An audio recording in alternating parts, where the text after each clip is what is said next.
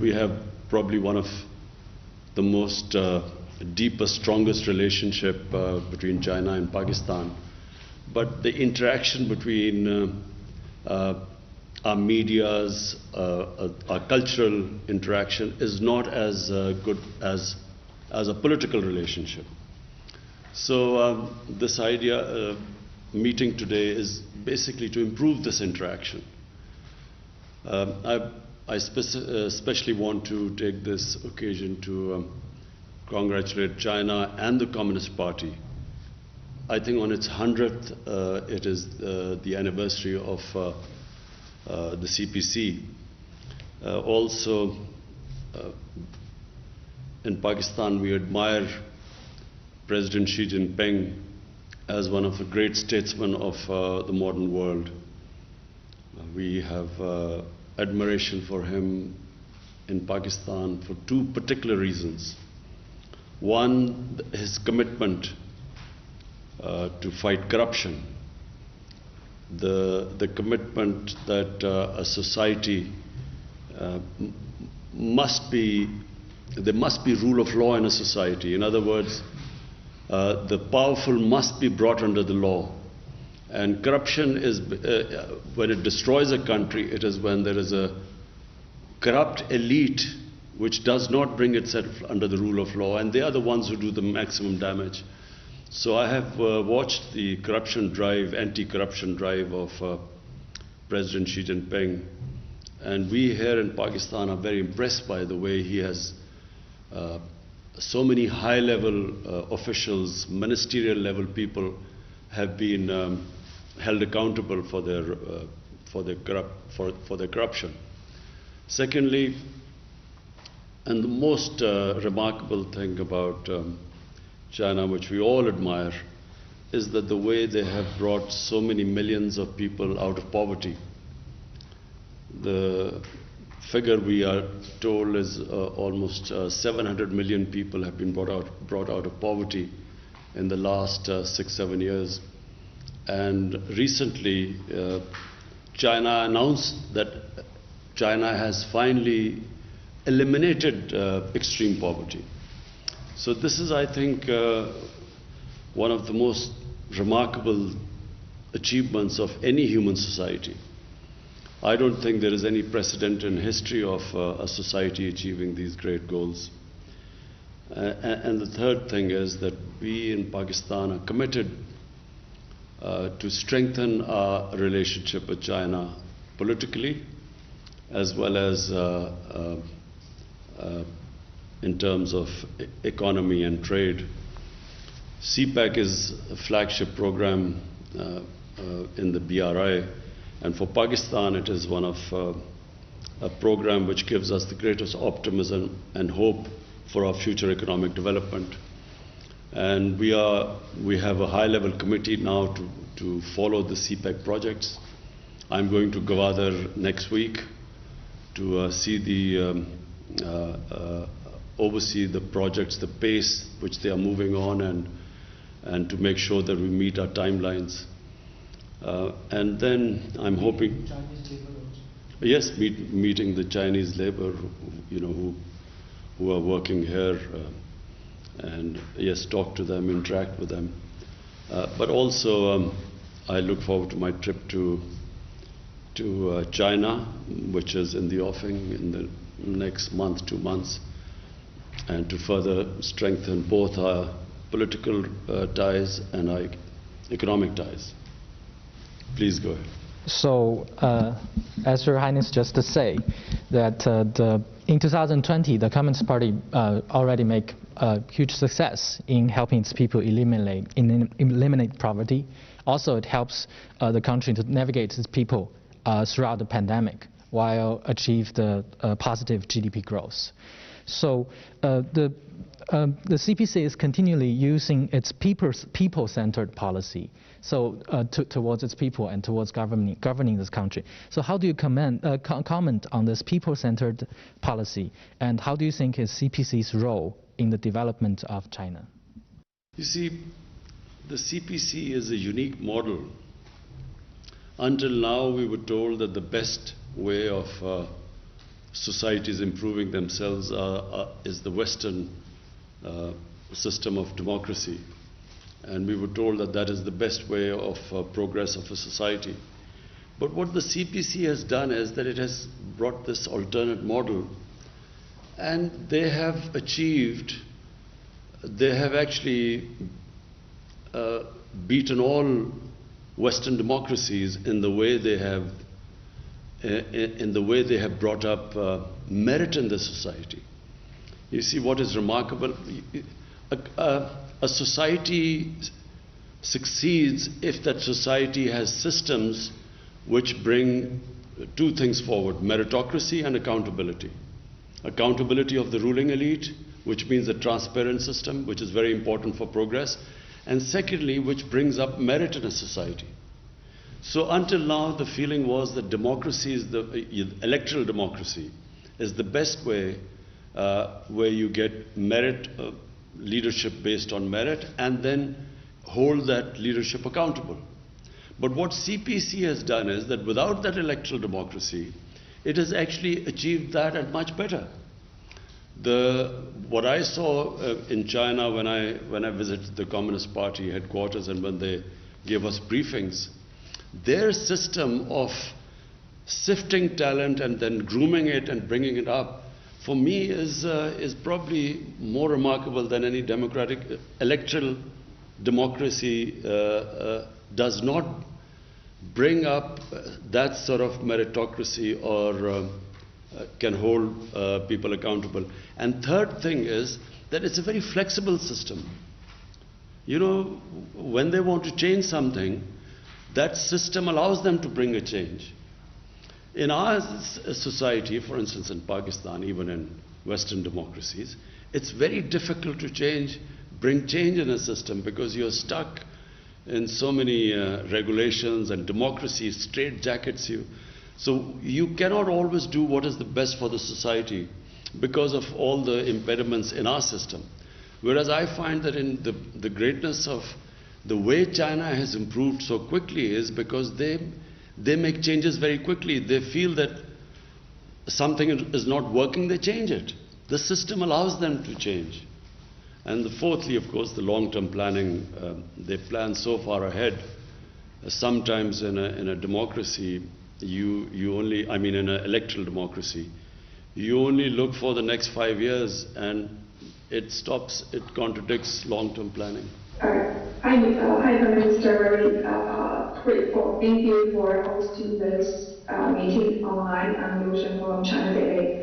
And another question, it's been 7 years since China and Pakistan established the diplomatic relationship as well as the friendship between the two. So among all the projects that the two sides have worked on, where do you see the future development direction and the cooperation direction of the China-Pakistan economic corridor, and which areas could be the focus points in the next few years?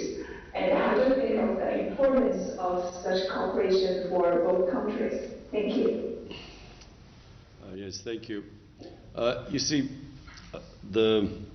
for me, where I see this relationship moving ahead, and I mean the economic relationship, because there is the political relationship which is also very strong and moving ahead.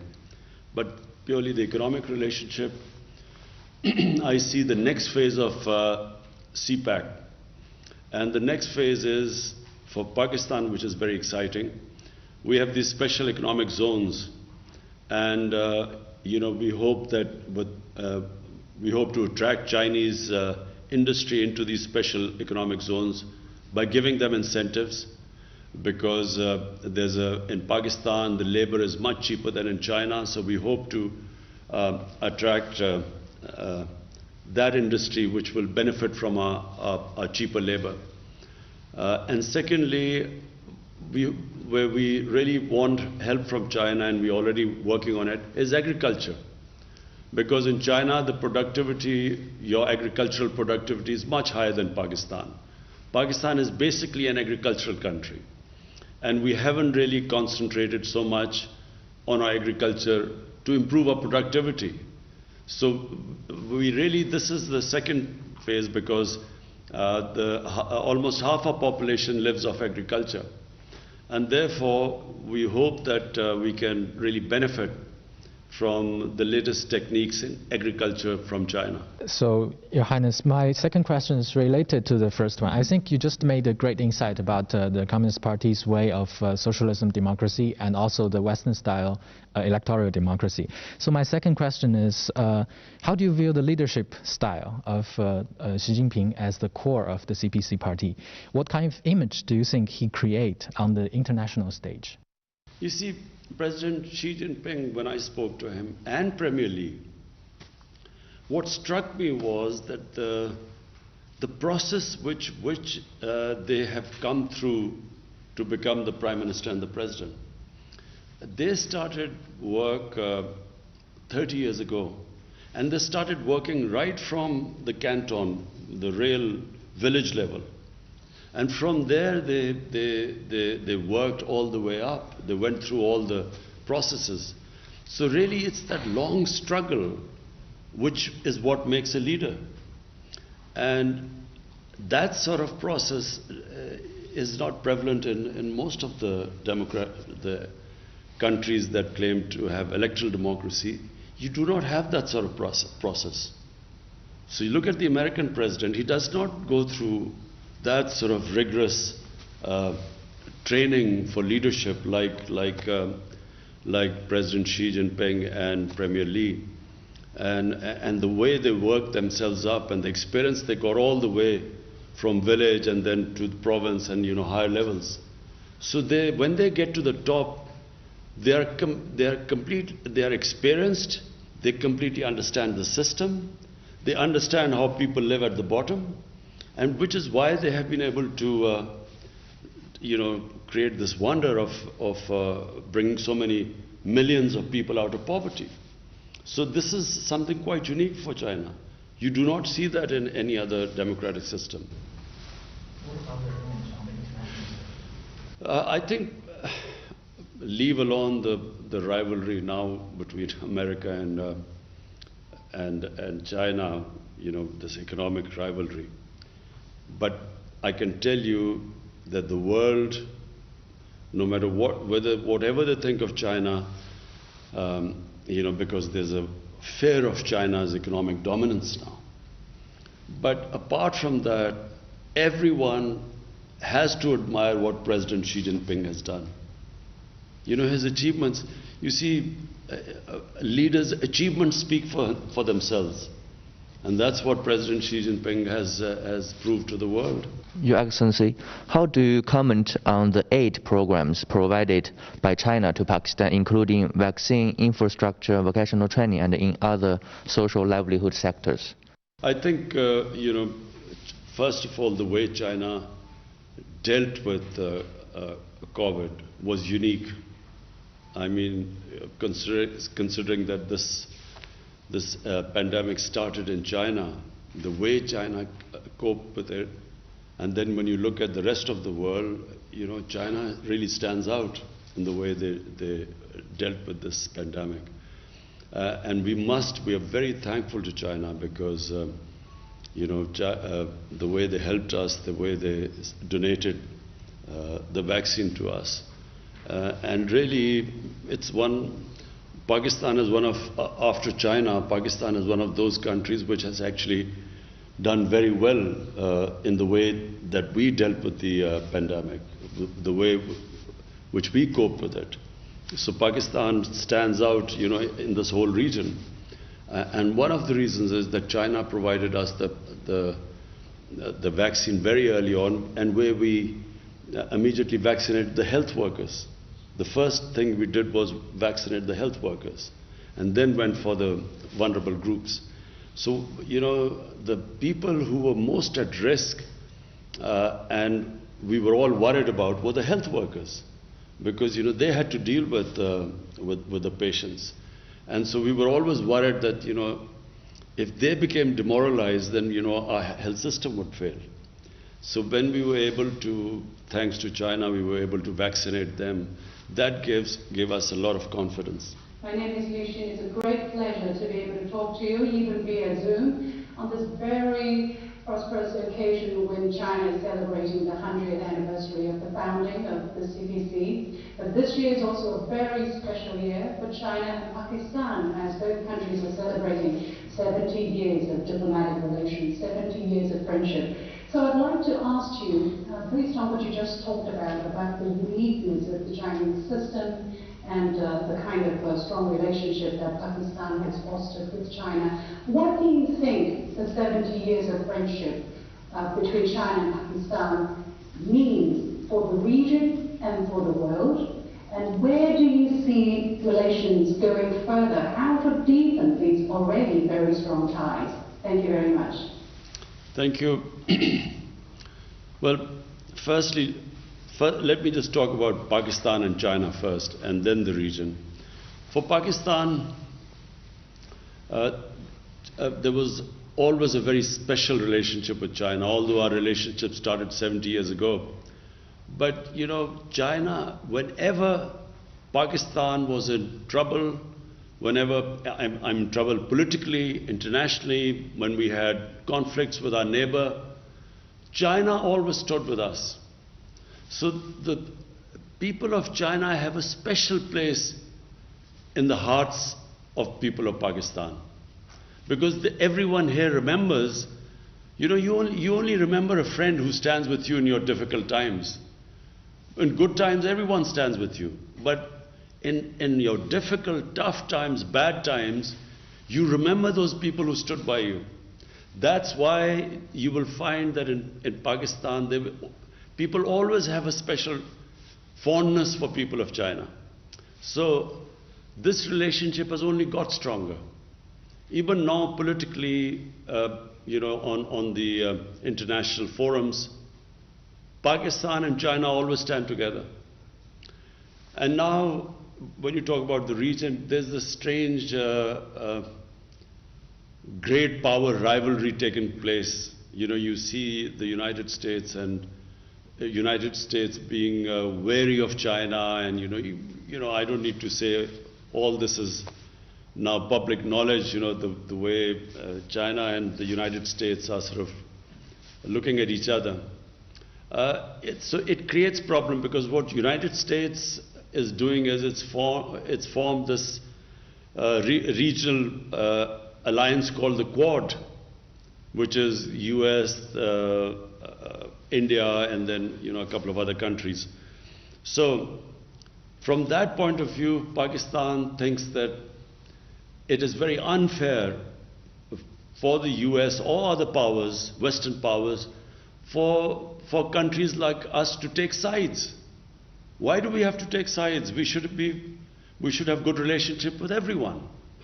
And it's not going to happen that if there's pressure put on Pakistan to change its relationship or downgrade its relationship with China, it won't happen, because the relationship between Pakistan and China is very deep. And it's not just the governments, it's a people-to-people relationship. So to sum up, whatever will happen, our relationship between the two countries, no matter what pressure is put on us, is not going to change. But how do you deepen these already very strong ties, Your Excellency? Number one is trade. The CPEC is it's right in front of you, it's something. It's the biggest thing happening in Pakistan. For us, this is where we think our economic future is moving towards. So this is a big economic feature in Pakistan. And then there's the political relationship. And political relationship has got stronger. And it's got stronger because whatever happens in every international forum, Pakistan and China stand together. Mr. Prime Minister, my second question is about Olympic Games. Beijing will host the 2022 Olympic and Paralympic Winter Games next year. So, Your Excellency, how do you comment on China's efforts to host the Games, and what are your expectations for the Games? Well, I watched on television, of course, the Olympics in China. And you always find that a country that is on the ascendancy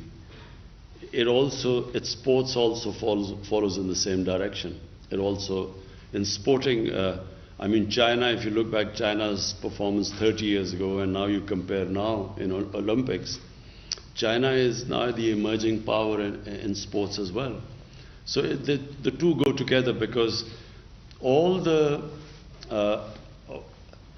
skills, the institutionalization that goes into a nation building and a nation moving forward are exactly the same in which a nation's sports move forward. Because you compete internationally in sports, the better you become, the better your institutions become, which can sift talent and bring merit on the top. So a small country like New Zealand just now, I know you don't play cricket in China, but a country of 5 million people has just won the Cricket World Championship from India, which has 1.3 billion people. And 5 million people, a country of 5 million people has actually won a championship against them, because they have a very good system of sifting, bringing up talent and polishing it. So countries clearly which institutionalize better, they move upwards, because the system of polishing the talent in the country is better than the others. What about China's efforts to prepare for this game, especially in this difficult time of COVID-19? Well, we are just watching in Japan also they're having problems of hosting Olympics. And there's a lot of problem because of COVID. The answer is I don't know really, because we do not know the trajectory of the COVID situation. You think that you now got under control, and then you have some Delta variant coming in, and then again people get worried. So it's world is coming to terms with this disease, this pandemic. So we're not in a position right now to make very firm calculations and decisions about the future right now. So the answer is I don't know. Good wishes are due to China. Yes, we wish them all the best. Your excellency मैं ये पूछना चाहूँगा कि चीन की जानिब से Sinkiang में जो मुख्तलिफ इक़दाम उठाए जा रहे हैं, उसे अमरीका और चंद दीगर मगरबी ममालिक की जानिब से नस्ल कुशी करार दिया जा रहा है. और अभी G7 का जो समिट हुआ था उसका एलामिया जारी किया गया 13 जून को. उसमें हांगकांग, सिंकियांग और चंद दीगर जो चीन के इक़दाम हैं उस पर बेबुनियाद तनकीद की गई है. तो आपकी इस बारे में क्या राय है? You see, first of all, our interaction with the Chinese officials, that version of what is happening in Xinjiang is completely different to the version of what we hear from the Western media and the Western governments. So, because we have a very strong relationship with China, and because we have a relationship based on trust, so we actually accept the Chinese version. You know, what they say about their programs in Xinjiang, so we accept it. The second point is that we find it a little bit hypocritical when there are much worse human rights issues in the world which get no attention. For instance, in Kashmir. Kashmir is a huge human rights problem. There are about 9 million, 8 million Kashmiris which are basically have been put into an open prison until recently. It's a police state where there are extrajudicial killings, there's imprisonment, there's arbitrary arrests and ban on media, and yet there is hardly any adverse comment in the Western media. 100,000 Kashmiris have died in the last 30 years for a freedom struggle. It's a disputed territory. Yet you do hardly get any coverage in the Western media, and we hear about Xinjiang and Hong Kong, which is a bit hypocritical. दूसरा सवाल मैं पूछना चाहूँगा vaccination के हवाले से।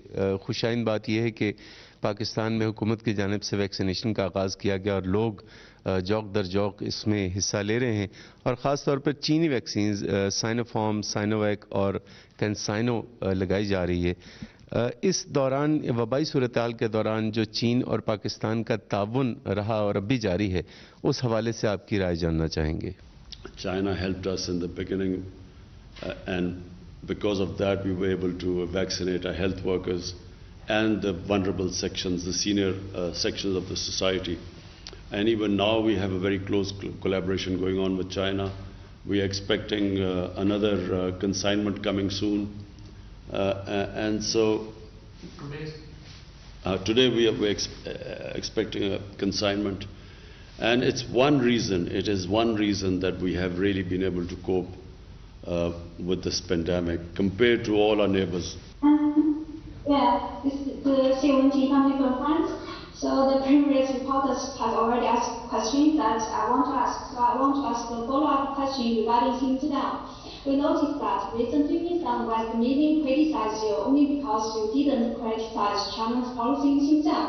So some media even said that this should help China fight silence over Uyghurs. So what's your response to these voices? So I just answered this question, which I think it's, we have, with our interactions with the Chinese government, the Chinese version is completely different to the version which we hear from the Western media and the Western government. So because of our close proximity and relationship to China, we actually accept the Chinese version. And I again repeat, we find it very hypocritical that while the Uyghurs' situation is highlighted so much, and Hong Kong, on the other hand, Kashmir, which is a disputed territory between Pakistan and India, and the United Nations Security Council resolutions, which gave the Kashmiris the right to choose their own destiny through a plebiscite, yet there's hardly any mention of Kashmir, where 100,000 of Kashmiris have died. So this is what we find in Pakistan very hypocritical. Now we notice that some people claim that a closer Pakistan-China relations will intensify conflicts in the region because of India. So what's your comment? Pakistan and China were always close, but I think this idea that India is supposed to counterbalance China for the Western world, I think this is going to be very detrimental for China. For India, not for China. China is too strong. The benefits India will get from trade with China are far greater than India trying to act as a sort of counterbalance. The country that will lose out is going to be India. The relationship, as I said, between China and Pakistan actually has nothing to do with India. We have 70 years of diplomatic relationship, and through all crises in Pakistan's history, China has stood with us. So it really has nothing to do with India. Our relationship is a bilateral relationship, is extremely strong. His Excellency, my question is, now Pakistan and China have set an example for the world about solidarity and cooperation in facing the global challenges. And how do you think the importance of building a closer China-Pakistan community of shared destiny and shared future for mankind? I think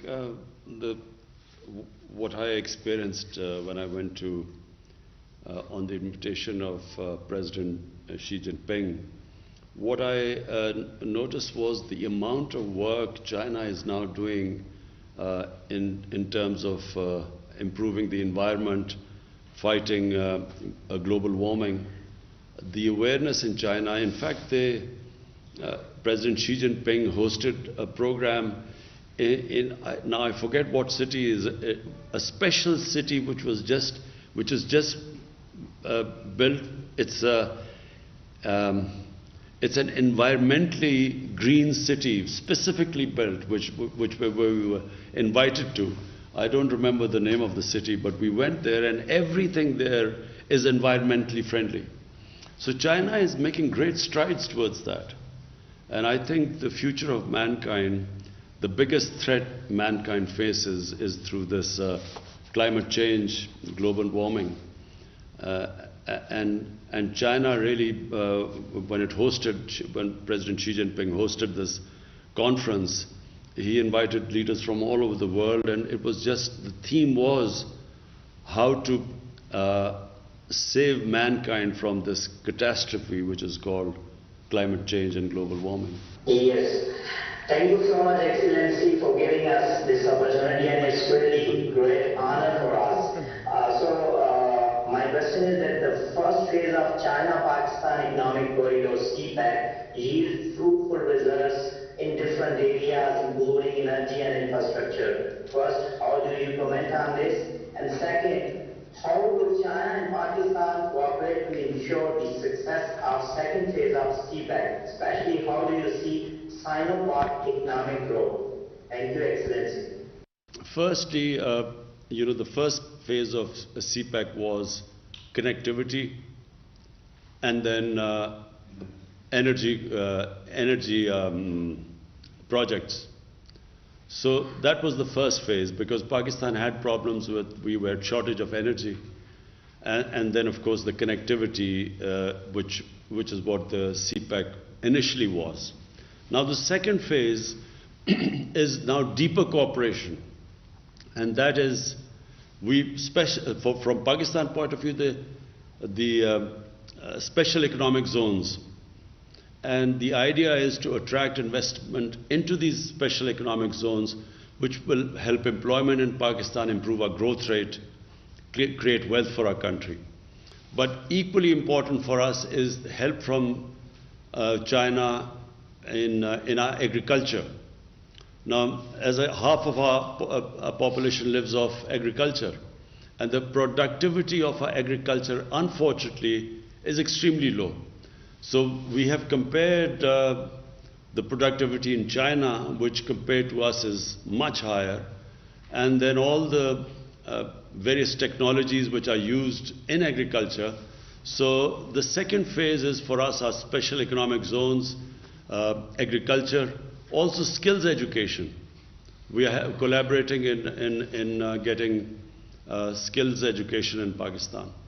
How you will speed up this China-Pakistan economic cooperation? We have already, now we formed a committee, which is, the whole point of that committee, the CPEC committee, is to monitor the CPEC projects and make sure that there are no impediments in their way. Your Excellency, my last question is about the future, the near future of international relations. As we're seeing with the new U.S. administration, there seems to be the talk of alliance of like-minded countries to counter some kind of a, other system or country. What is your understanding? How do you look at the trend, and what do you think is the implications if such a trend really picks up momentum? I find this deeply worrying for the world.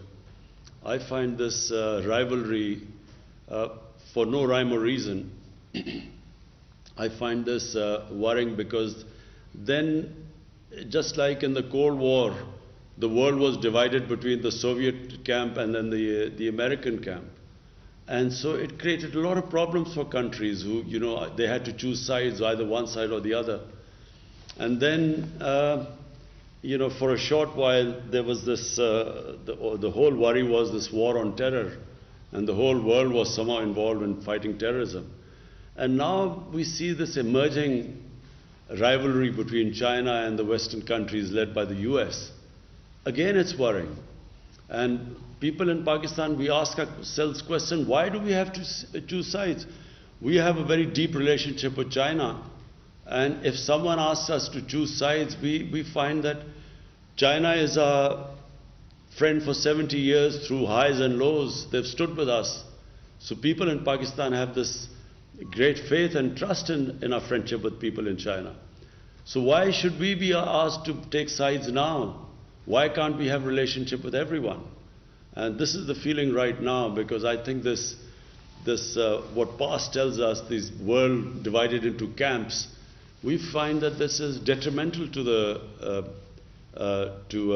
the world. How do you see things unfolding in Afghanistan? Well, that's the most difficult question you asked me. Unfortunately, right now we do not have the answer because no one has the answer. You see, what let me just say, the biggest mistake made by the Americans was that they kept on trying to find a military solution in Afghanistan when there was not one. They kept doing the same thing over and over and over again and thought they would get a different result. Because Afghanistan has a history, and they just cannot be dictated from outside. They do not accept outside power intervention. They do not like to be controlled from powers from outside. That's the history. And so even when countries have conquered Afghanistan, like the British did in the 19th century, and then the Russians invaded, Soviets invaded Afghanistan in the 20th century. You can invade Afghanistan, but when you stay there, it is very difficult to control the country because they are very independent-minded people. So this war in Afghanistan went on too long. It has created deep divisions in the Afghan society. When a war goes on for that long, when on both sides people have died, families have suffered, to bring them back together is not very easy. It takes time. And now what you're seeing in Afghanistan is that the moment the Americans decided there was no military solution, they gave a date of exit. And the moment they gave a date of exit, the Taliban, who were opposing the Americans, considered that as a victory. Now, when they think they won the war, it's very difficult to make them, from Pakistan point of view, to make them then come to some sort of a political settlement becomes very difficult. One, because the war went on too long, there are deep divisions. Secondly, once they feel they won the war, it's very difficult to make them now get back together. And so the worrying thing for Pakistan is that if Afghanistan has a civil war there, just like it had civil war after the Soviets left in 1989, then the consequences will be, after Afghanistan, the country that will suffer the most is going to be Pakistan. Because, we have a long border with Afghanistan. Taliban is basically a Pashtun movement, and there are more Pashtuns in Pakistan than Afghanistan. Half the Afghanistan population is Pashtun. So the worry here is that we will be deeply affected by if there is a civil war. So therefore we want there to be a political settlement at all costs. So before concluding this session, I would like to inform the media that Prime Minister has written a special congratulatory letter to President Xi on CPC's 100 years anniversary. Also, Prime Minister has written an op-ed that will appear in Chinese media. I believe this opinion piece, and also keeping in view the close relationship and the kind of the way CPAC is going, we will interact with Chinese media more regularly, and we will keep inviting friends from Beijing, Shanghai, and also from here. And thank you very much for being part of this session.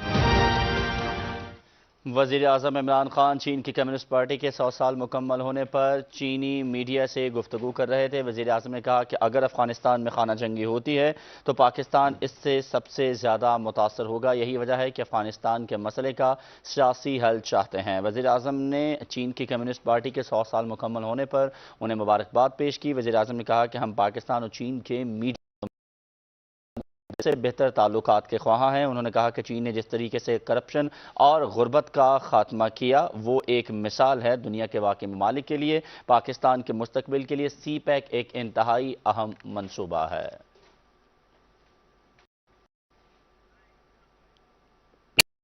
Studio से अब तक के लिए इतना है।